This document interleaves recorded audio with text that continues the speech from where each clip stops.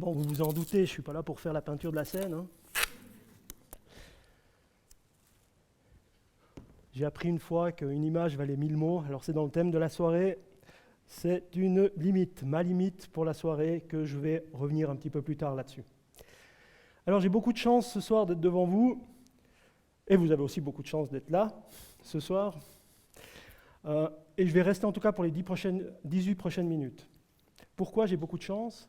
Parce que normalement, on va dire, une personne comme moi a une très grande chance de finir soit dans une chaise roulante, soit finir de manière handicapée d'une partie du corps, ou alors en dépression, dans le meilleur des cas. En tout cas, c'est ce qu'on voit sur les groupes Facebook.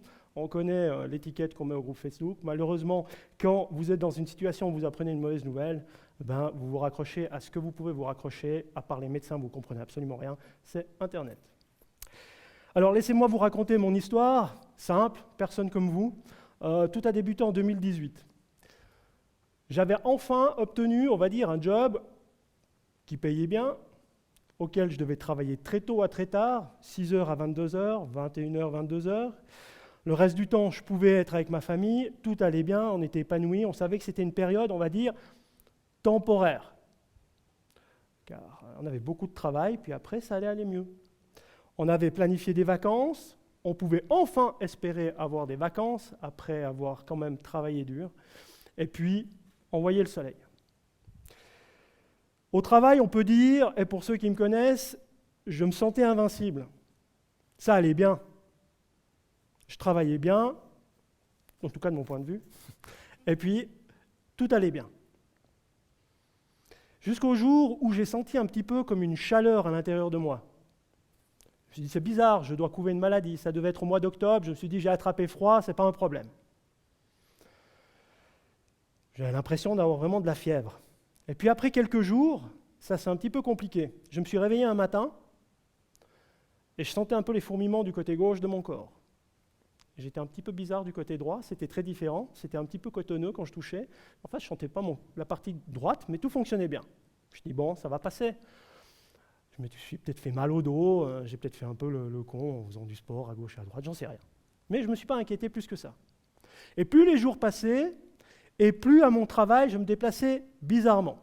Sur les derniers jours, ça ressemblait plutôt à ça. Alors, il faut être motivé le matin pour aller travailler dans ces conditions-là. Alors, les collègues vous regardent avec des gros yeux, puis vous dites, ouais, à force de frotter le pied par terre, vous commencez à avoir d'autres douleurs. Alors, j'ai été voir le docteur. Monsieur Renner, après les examens, plusieurs jours, on ne sait absolument pas ce que vous avez. Bon, d'accord, moi non plus, ça tombe bien. Ça va passer. C'est inquiétant quand même, docteur, ça va passer? Oui, ça va passer. Effectivement, je me suis mis en arrêt de travail pendant 2 mois, et après 2 mois, ça a passé. Gentiment, lentement. Mais le côté droit, j'avais toujours cette sensation. Je me suis dit, bon, c'est pas normal, on ne sait jamais, j'ai peut-être un truc, je ne sais pas où. J'ai continué d'explorer, on va dire, d'investiguer avec mon médecin les possibilités qu'il pouvait y avoir, jusqu'à ce qu'il m'envoie chez un neurologue. Moi, on m'envoie chez un neurologue, c'est tout de suite catastrophe là-haut. Déjà que ça tournait un peu bizarre, mais alors là, je me dis, ouais, super. IRM, prise de sang, ponction lombaire, j'ai eu la totale. Après quelques semaines, je me retrouve en face de mon neurologue. Bilan. Je suis bien assis dans le fauteuil, tout va bien, je me sens bien. Je me dis, j'ai rien de nouveau, ça va bien aller. Et là, mon docteur m'apprend que j'ai la sclérose en plaques. À ce moment-là, votre vie se fige. Un bref instant, mais elle se fige. Un peu comme dans les films. Vous avez tout qui passe devant vous, il vous explique et il enchaîne quel médicament serait bien pour vous. Vous ne comprenez déjà absolument pas ce que vous avez, quand on vous explique déjà comment ne pas arriver à vous guérir. Alors ça va très vite. Ah, on ne peut pas me guérir, ok, on prend des médicaments, ok. Et là, vous ressortez un peu du docteur, vous accusez un petit peu ce qui vous arrive. Alors, sclérose en plaques, moi j'ai dû me documenter. Pour vous, je vous ai mis un petit dessin pris sur Internet, première ressource sur laquelle je me suis penché.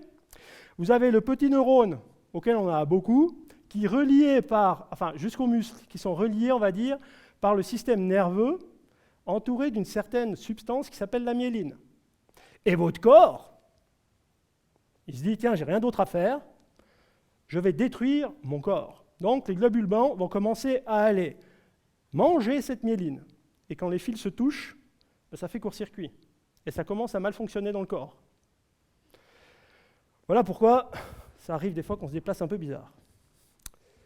Alors certes, ça se guérit, ça se résorbe pour une partie des cas, ce qui est mon cas, mais ça laisse des séquelles.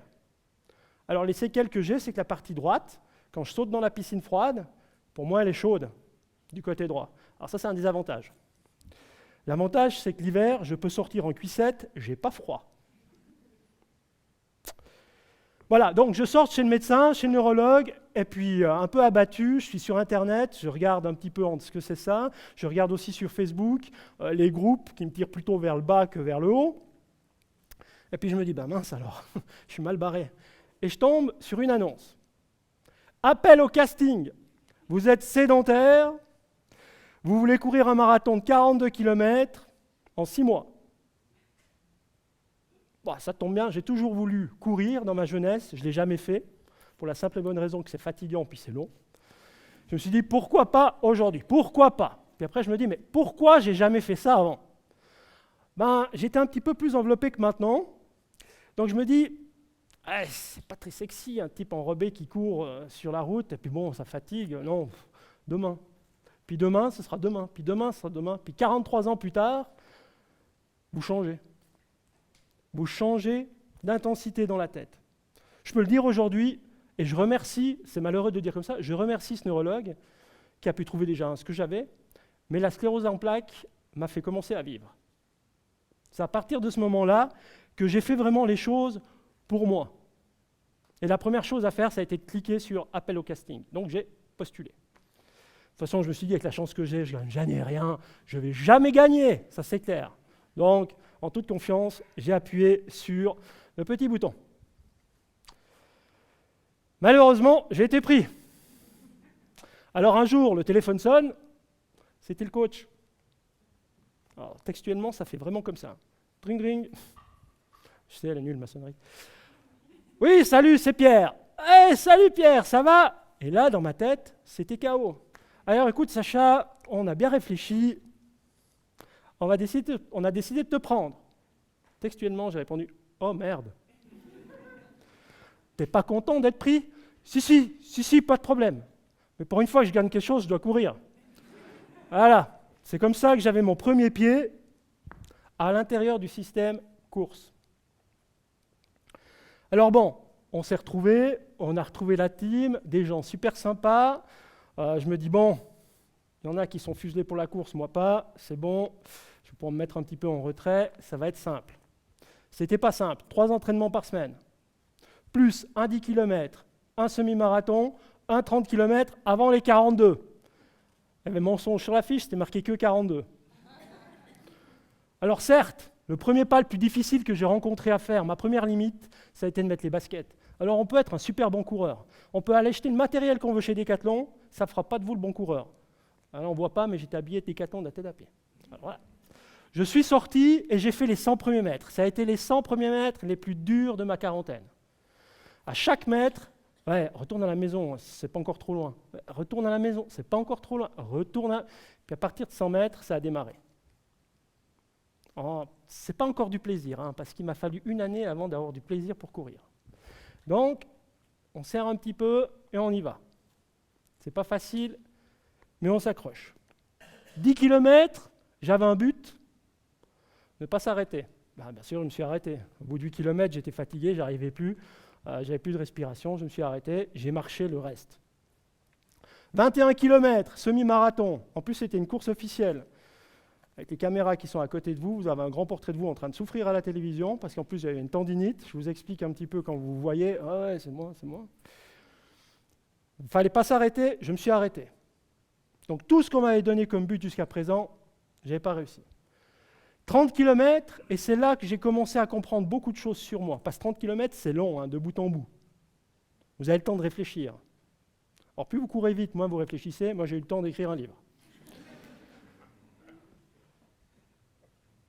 J'ai souffert pendant ces 30 km. J'en ai même pleuré. Mais quand vous réfléchissez à une chose, quand vous réfléchissez qu'au dernier anniversaire de votre fils, c'était raclette, en plus ça tombait bien, moitié paralysé. Alors imaginez, je suis un peu dur là-dedans, hein. Je voulais absolument servir la raclette et racler. Je vous laisse imager. Et c'est là qu'on réalise et qu'on réfléchit, tout ça en courant, que votre petit-fils de 3 ans, qui avait son anniversaire, vous ne pouvez pas faire comme ça pour le prendre dans les bras, parce que vous avez une moitié du corps qui ne fonctionne plus. Et là, vous réfléchissez. Quand vous voyez votre femme que vous ne pouvez plus prendre dans les bras, vous réfléchissez. Et vous vous dites, mais j'ai foutu quoi ces dernières années? C'était quoi les priorités? Eh bien, pendant les 30 km, il y a beaucoup de choses qui se passent. Et vous trouvez des réponses, fort heureusement. Aujourd'hui, ça va mieux, hein. Je peux prendre mon petit garçon. Et il a grandi, donc il n'a plus besoin de ça. Bref, ceci étant dit, c'est pas parce qu'on vous met des limites, hein. Je pense que ça gêne tout le monde devant vous. Hein, on se met nos propres limites. Toute notre éducation, depuis tout petit jusqu'à tout grand, à l'école, on vous fait faire un 12 minutes. Qu'est-ce qui arrive après 12 minutes? Ah, c'est terminé. Donc on vous met dans la tête, c'est la performance. Il faut faire de la performance. Vous avez 12 minutes pour faire la meilleure chose de votre vie à la course. Ok, 12 minutes. Aussi, dans les examens, on met des notes. C'est la performance, c'est une course à la performance, constamment, toute notre vie. Et puis, petit à petit, on construit ses limites. Ce soir, on met un rond rouge. Je mets une limite blanche par terre. Je pense qu'elle gêne tout le monde. On se sentira nettement mieux si je l'enlève, ça j'en suis sûr. Déjà, elle n'était pas parallèle. Pour la simple et bonne raison que nous sommes nos propres limites. On a tous une éducation différente. Et ça fait de nous notre capacité tout de suite. On voit tout de suite les sportifs. Hein, hop, à mon avis, ils n'ont jamais eu de limite. Hein, parce que comme ils courent, certains, si vous prenez sur les ultra-trails, celui-là n'a jamais eu de limite. Moi, j'en ai eu beaucoup. Déjà, attendre 43 ans pour courir, ça a été un très grand effort pour moi. Donc ces 30 km, vous voyez, elles sont longues. Hein. Il y a beaucoup de choses qui se passent dans la tête. Après les 30 km, on fait un petit retour sur soi. On se dit, OK, j'ai souffert. Les limites n'existent pas, ou très peu. Hein, je ne dis pas si on a mal, hein, ça c'est clair, ça peut exister. Mais je veux dire, les limites, les grosses parts de limites qu'on a, elles ne sont pas là. Donc, j'ai parlé avant de performance. Il y a d'autres moyens de réussir. Il y a les réussites. J'ai choisi aujourd'hui de courir pour des réussites, de terminer ce que je commence. Je peux être dernier, deuxième, ça m'est égal. Mais c'est de finir, c'est d'aller au bout. La différence j'ai cru au début qu'un bon coureur, c'est un coureur qui allait vite. Pour moi, un bon coureur, c'est quelqu'un qui commence et qui continue, et qui a le pouvoir de continuer. Comme nos rêves. Mon rêve, ça a été toujours de courir, j'ai jamais fait, jusqu'à ce qu'il y ait l'émission. Et là, j'ai décidé de continuer vers mes rêves. Et vous verrez, ça ne finit pas. Bien sûr, après les 30 km, il se passe quoi? Le 42 km. Alors, c'est encore un petit peu plus long que le 30 km, hein, c'est 12, vous l'aurez deviné. Et il se passe aussi, même si c'est une course, il se passe aussi beaucoup de choses dans votre tête. Donc 42 km, 39 de souffrance, 3 de plaisir. En 6 mois, c'est normal. Hein, mal aux pieds, mal aux genoux. Certains me disent, mais tu as dû beaucoup sacrifier de choses pour arriver à courir 42 km. Non, rien. Tout le temps, entre guillemets, sacrifié, ça a été un investissement. Un investissement pour ma santé. Je vais nettement mieux qu'avant qu'on m'ait dit que j'avais la sclérose en plaques. Déjà, je suis un petit peu plus sportif, je cours un petit peu plus. Je suis passé de sédentaire à maintenant, je peux dire, je cours pour le plaisir. Donc si vous m'avez compris, vous me comprenez. Vous comprenez aussi que certaines limites peuvent être dépassées. C'est clair que certains sujets de ce soir parlent d'autres limites.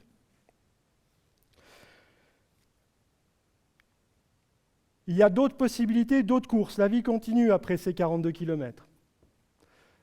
On appelle ça des rêves ou des buts à atteindre, plus ou moins long terme.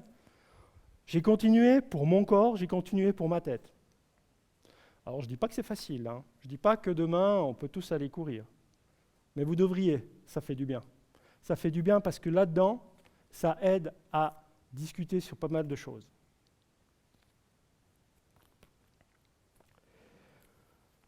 Alors avant de terminer, j'aimerais juste vous dire qu'il faut vous autoriser à faire des choses, à vous autoriser à dépasser des limites.